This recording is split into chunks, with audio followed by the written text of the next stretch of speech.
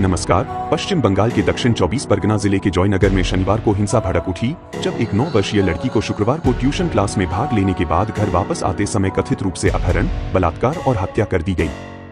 उसका शव शुक्रवार देर रात मिला और ग्रामीणों ने आरोप लगाया कि पुलिस ने शुरू में गुमशुदगी की रिपोर्ट दर्ज करने से इनकार कर दिया। पुलिस ने कहा कि उन्होंने 6 घंटे के भीतर आरोपी 18 वर्षीय को गिरफ्तार कर लिया। गुस्साए ग्रामीणों ने पुलिस पर हमला किया, महिषमारी पुलिस चौकी में तोड़फोड़ की और आग लगा दी। आरोप लगाया कि पुलिस शुरू में टालमटोल कर रही थी। आरोपी के घर में भी तोड़फोड़ की गई। बाद में स्थिति को नियंत्रण में लाने के लिए रैपिड एक्शन फोर्स (RAF) सहित एक बड़ी पुलिस टुकड़ी को तैनात किया गया। पुलिस को लाठीचार्ज करना पड़ा और आंसू गैस के गोले दागने पड़े। स्थानीय लोगों ने कहा कि कक्षा 4 की छात्रा शुक्रवार दोपहर को ट्यूशन क्लास लेने गई थी। हालांकि वह घर वापस आते समय लापता हो गई। पीड़िता के चाचा ने कहा, जब हम महिषमारी पुलिस कैंप गए तो हमें जयनगर पुलिस स्टेशन जाने के लिए कहा गया। जयनगर पुलिस स्टेशन में हमें बताया गया कि यह इलाका कुलतली पुलिस स्टेशन के अंतर्गत आता है।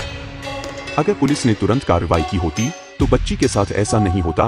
पुलिस ने कहा कि स्थानीय युवक मुस्तकीम सरदार को गिरफ्तार किया गया है, जिसे आखिरी बार CCTV फुटेज में बच्ची के साथ देखा गया था।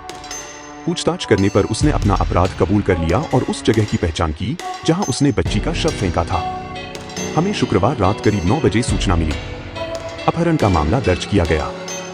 आरोपी को शनिवार सुबह करीब 3 बजे गिरफ्तार किया गया और उसने अपना अपराध कबूल कर लिया है। लेकिन जब पुलिस शव को बरामद करने के लिए करीब 3:30 बजे गांव में गई तो ग्रामीणों ने विरोध प्रदर्शन किया। बरुईपुर जिले के पुलिस अधीक्षक पलाश चंद्र धाली ने मीडिया कर्मियों को बताया। हालांकि उन्होंने पुलिस की निष्क्रियता के आरोपों का खंडन करते हुए कहा कि गुमशुदगी की रिपोर्ट प्राप्त करने के बाद पुलिस ने प्रत्येक कदम शीघ्रता से उठाया था। पुलिस ने कहा कि आरोपी पर अपहरण और हत्या से संबंधित भारतीय न्याय संहिता (BNS) की विभिन्न धाराओं के तहत आरोप लगाए गए हैं। उस पर पॉक्सो एक्ट के तहत भी आरोप लगाए गए हैं। लड़की का शव उसके घर से करीब 1 किलोमीटर की दूरी पर बरामद होने के बाद हिंसा भड़क उठी। 200 लोगों की भीड़ ने 2 मंजिला महिषमारी कैंप में तोड़फोड़ की और कुछ कमरों में आग लगा दी। कुछ फर्नीचर के साथ कैंप के बाहर पुलिसकर्मियों की 2 मोटरसाइकिलों को भी आग लगा दी गई।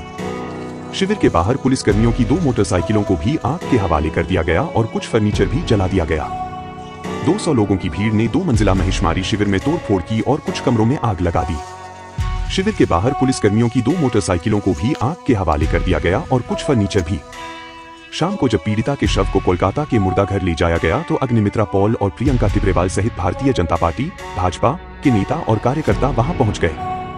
भारतीय कम्युनिस्ट पार्टी, मार्क्सवादी या CPI-M के छात्र और युवा wing, students federation of India (SFI) और democratic youth federation of India (DYFI) के समर्थक भी मुर्दाघर पहुंच गए। पुलिस और राजनीतिक पार्टी के कार्यकर्ताओं के बीच हाथापाई हुई। ये हादसा वेस्ट बंगाल के लॉ एंड ऑर्डर सिस्टम पर एक बड़ी छोटी छोड़ है। गांव वालों का गुस्सा इस बात को दर्शाता है कि न्याय और सुरक्षा के मामले में अभी भी कई सवाल बचे हैं।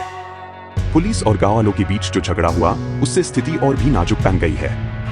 अब सबकी नजर है इस केस की जांच पर और इस बात पर कि इस बच्ची को क्या न्याय मिलता है। हम उम्मीद करते हैं कि शांति और न्याय जल्दी से स्थापित हो। For now, this is Jigyasa Foundation reporting. Thanks for watching.